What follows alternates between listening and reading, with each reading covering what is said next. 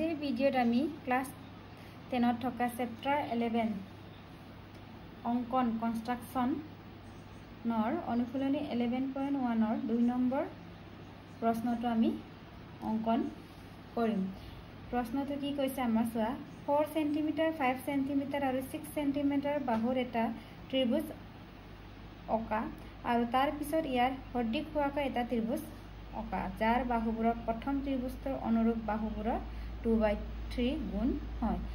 আগৰ ভিডিঅ'ত আমি আকৌ অনুপাতটো অঙ্কন কৰিছিলো, এতিয়া আকৌ আমাৰ এটা ভগ্নাংশত 2/3 গুণ কেনেকৈ হয় এটো আমি অঙ্কন কৰিব লাগে। প্ৰথমে তোমালোকক কি কৈছে 4 cm কিমান আছে 4 5 আৰু 6 cm এটা ত্ৰিভুজ আঁকিব কৈছে। ইয়াৰ যিকোনো এটা আমি লৈ আঁকো। প্ৰথম আমি 6 cm টুকে লওঁ 6 cm এটা ত্ৰিভুজ অঙ্কন কৰিম। মই কি কৈছিলো অদাই 0 ৰ পৰা ষ্টাৰ্ট কৰিব কৈছিলো 0 এইটো হৈছে আমাৰ 6 cm। এইটো আমি এক নামকৰণ কৰিছে A আৰু B। তাৰ পিছত আমি AB এডাল 6 cm দৈৰ্ঘ্যৰ এটা ৰেখা অকা হল। তাৰ পিছত আমি এটা ত্ৰিভুজ 4 5 আৰু 6 6টো অকা হল। আমি এটা 4 কৰপৰা লম আমি ইয়াৰ পৰা আমি 4 cm আমি স্কেলৰ পৰা 4 cm এটা যোগ লৈ A বিন্দুৰ পৰা আমি অঙ্কন কৰিম। নেক্সট আৰু আমাৰ কিমান আছে 5 cm। ইয়াৰ পৰা আমি আকৌ 5 cm এটা দৈৰ্ঘ্য লম এনেকে 5 cm। তাৰ পৰা আমি কোনটো বিন্দুৰ পৰা লম B বিন্দু। এতিয়া আমি এই কটাকাটি কৰা বিন্দুটোৰ পৰা আমি সংযোগ কৰিম কেনেকৈ চোৱা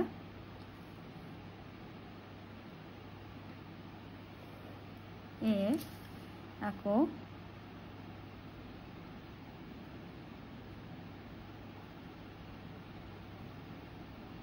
B বিন্দুটোক সংযোগ কৰিম। এইটো আমি কি দিছো নামকৰণ C। এতিয়া আমি তলত অঙ্কন প্ৰণালীটো লিখি যাম।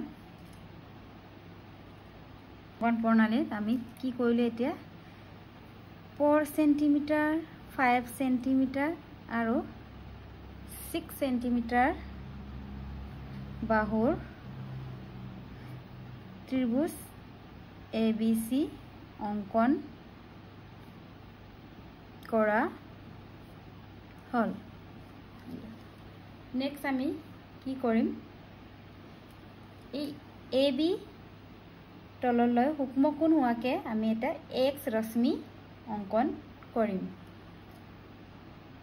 আমি সূক্ষ্মকোণ বুলি ক'লে আমি কি বুলি কৈছিলো আমি 90 ডিগ্ৰীতকে সৰু। ইয়াৰ আমি সূক্ষ্মকোণ হোৱাকে আমি এটা X ৰশ্মি অঙ্কন কৰিম A বিন্দুৰ পৰা AB ৰেখাডালৰ A বিন্দুৰ পৰা আমি X এটা ৰশ্মি বনা হল। এতিয়া আকৌ আমি কি লিখিম 2 নম্বৰ অঙ্কন প্ৰণালীত AB লগত সূক্ষ্মকোণ হোৱাকৈ AX এডাল লিখা প্ৰচেছ একে এডাল ৰশ্মি টনা হল।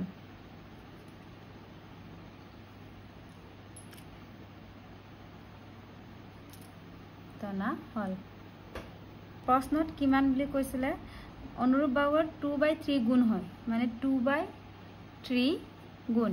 ইয়াৰ আমাৰ কোনটো ডাঙৰ 3টো ডাঙৰ। ইয়াত আমাৰ আগৰ নিচিনা অনুপাতত যেনেকৈ যোগ কৰিছে ইয়াত যোগ কৰাৰ প্ৰয়োজন নাই। ইয়াত আমাৰ ভগ্নাংকত থাকিলে আমাৰ ইয়াত এই দুটাৰ কোনটো ডাঙৰ 3টো তেনেহলে আমি ইয়াত এই ৰশ্মিত আমি 3টা বিন্দু অঙ্কন কৰিম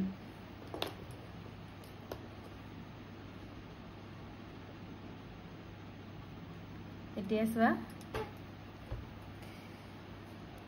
ইয়াৰ যিকোনো এটা যোগ লব পাৰা ইয়াৰ এক্সাক্ট 4 বা 5 তেনেকে মান নাই নিজৰ ইচ্ছামতে ইয়াৰ সমান কেটা যোগ লৈ কেটা বিন্দু আঁকিম আমি 3টা এই বিন্দুৰ পৰা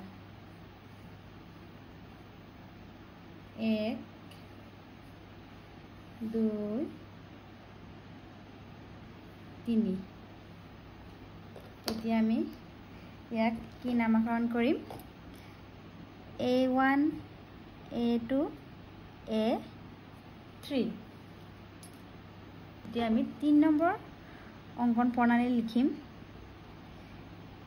x ৰশ্মিত সমান দূৰত্বত বা আগৰ নিচিনাকে আমি কেটা বিন্দু লৈছো আমি আগৰ ভিডিওত আমি যেনেকে 5টা বা 13টা আছিল ইয়াৰ আমাৰ কেটা বিন্দু সমান দূৰত্বৰ আমাৰ কেটা বিন্দু আছে 1 2 3টা বিন্দু সমান দূৰত্বৰ কোন কেটা আমাৰ A1 A1 A1 A2 A2 A3 অঙ্কন কৰা হল তাৰপিছত আমি কি কৰিম ইয়াৰ সদায় আমি তৰৰটোৰ লগত সংযোগ কৰিব লাগে এটো হৈছে আমাৰ লব এটো হৈছে আমাৰ হৰ সদায় হৰৰ লগতে আমি সংযোগ কৰিব লাগে ইয়াত যদি আমাৰ 3/2 থাকে তেতিয়া আমি 2 লগত b টো সংযোগ কৰিম এটা আমাৰ কোনটো আছে আমাৰ 3 টো মনত ৰাখিবা সদায় হৰৰ লগতে আমি সংযোগ কৰিম কোনটো আমি b বিন্দুটো এতিয়া আমি সংযোগ কৰিম b আৰু A3 এনেকৈ আমি সংযোগ কৰিম এতিয়া অঙ্কন প্ৰণালীত আকৌ লিখিম এতিয়া 4 নম্বৰ অঙ্কন প্ৰণালীত কি লিখিম A3B সংযোগ কৰা হল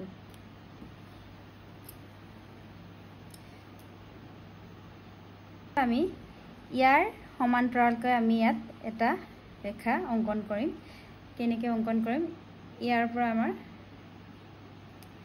যিকোনো এটা A3 বিন্দুৰ পৰা আমি এটা বৃত্তচাপ আঁকিম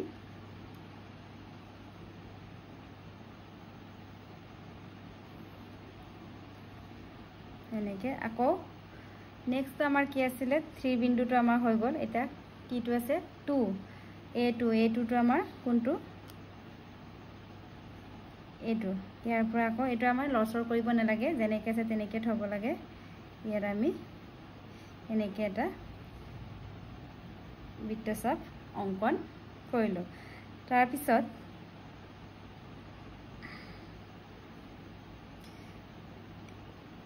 এটো এনেকে আমি পাৰ কৰিলে আমাৰ নিজৰে সুবিধা হয় তাৰ পিছত এইটো বিন্দুটো আমি যত এইটো বিন্দু আৰু এইটো বিন্দুৰ আমি এটা যোগ লম এই কোণমান যন্ত্ৰ ওকে কাটা কম্পাসটোৰ পৰা চোৱা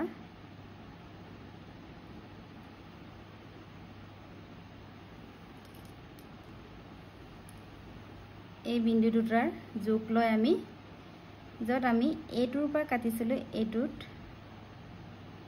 এটো আমি কাটি দিম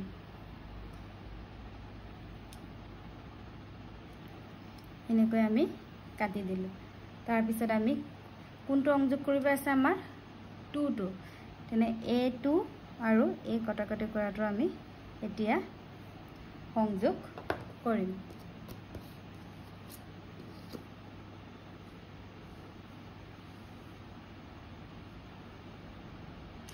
আমি ইয়াত কাটা কৰিছে বুলি ইয়ালৈকে আমাৰ ৰেখাটো আঁকিব নালাগে, মাত্ৰ ইয়ালৈকে কৰিলে হয় আমাৰ এইটো আমি কি দিছোঁ বি ড্ৰেছ দিছোঁ। তোমালোকে এইটো যদি অকণমান সৰুকৈ লোৱা তেতিয়া আমাৰ ইয়াতে কাটিব, মই অকণমান ডাঙৰকৈ ল'লোঁ কাৰণে ইয়াৰ ওপৰত কাটিছে, একেই কথা।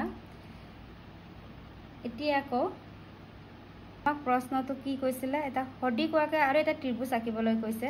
ইয়ালৈকেতো আমাৰ হৈ গ'ল। আকৌ ইয়াৰ বি চিৰ সমান্তৰাল হোৱাকৈ আকৌ আমি এটা ৰেখা ইয়াত অংকন কৰিব লাগে। একেই প্ৰচেছ। এতিয়া আমি ক'ৰ পৰা ল'ম, আমি বি বিন্দুৰ পৰা ল'ম।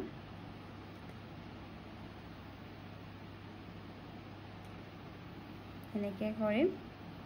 আকৌ এইটো আমি জপাই নিদিওঁ, যেনেকৈ সমান জোখৰ হ'ব লাগিব। এইটো যিমান লৈছোঁ এই দুটাটো আমি এনেকৈয়ে ল'ব, একেই সমান জোখৰটো ল'ব লাগিব।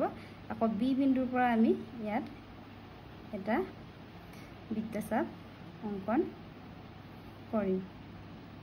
তাৰপিছত কি কৰিছিলোঁ আমি, এই বিন্দু দুটা যোগ লৈ আমি য'ত আমাৰ বি ড্ৰেছ বিন্দুৰ পৰা কাটিছিলে ইয়ালৈ কাটিছিলে, এইটো আমি আকৌ কাটি দিওঁ। তাৰপিছত আকৌ আমি এই কটা কৰা বিন্দুটো কাৰ লগত সংযোগ কৰিম, আমি বি ড্ৰেছ বিন্দুৰ লগত।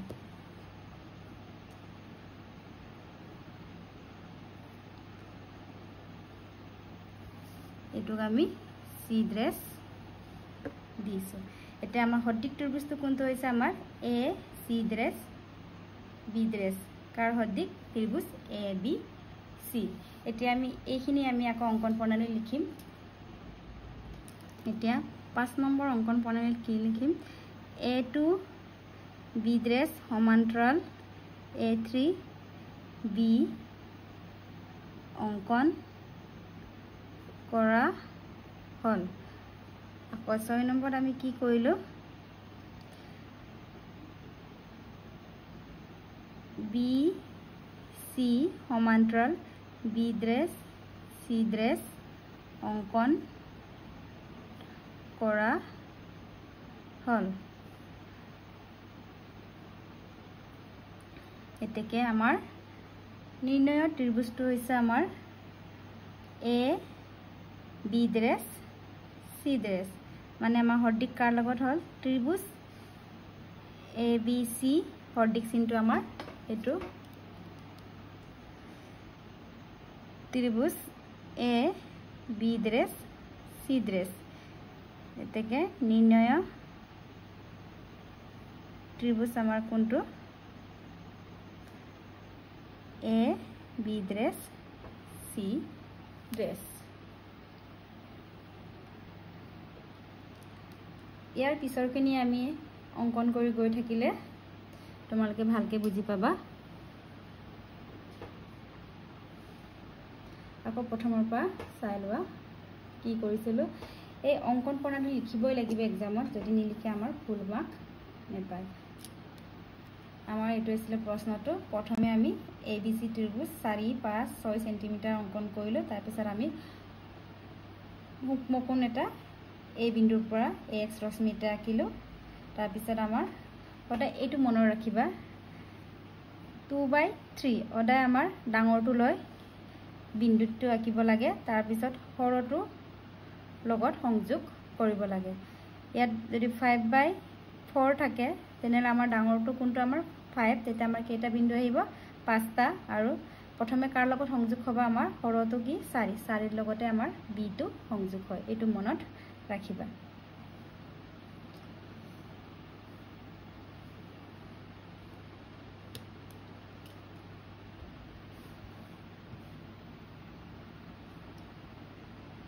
ইয়াৰ পিছৰটো মই নেক্সট ভিডিঅ'ত অংকন কৰিম। কিবা যদি ডাউট থাকে মোক কমেণ্ট বক্সত কমেণ্ট কৰিলে হ'ল, মই আকৌ নতুনকৈ বুজাবলৈ চেষ্টা কৰিম।